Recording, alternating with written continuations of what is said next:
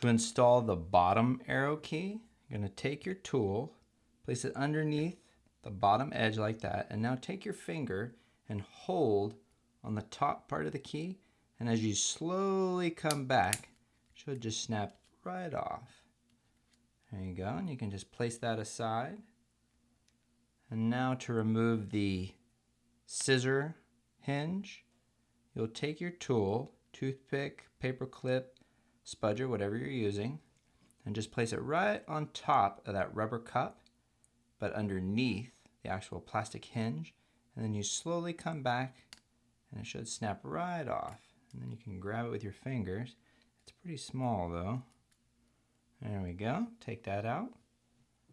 Now you're going to grab your replacement hinge and you just drop it inside here, and you'll notice actually on the hinge you've got a continuous piece on the top, and then on the bottom you can tell that it has two little separate pieces right there. So you'll drop it in orientation with having the continuous piece on the top. So let's drop that in there.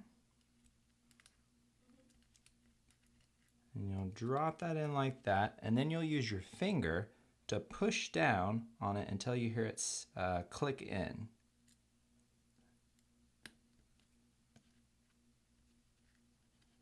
And sometimes you kind of have to finagle it because it is a pretty small piece.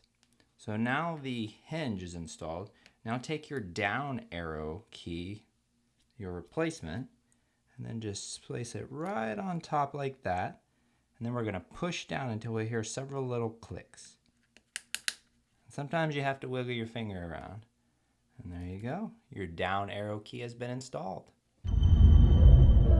Mac. And keys.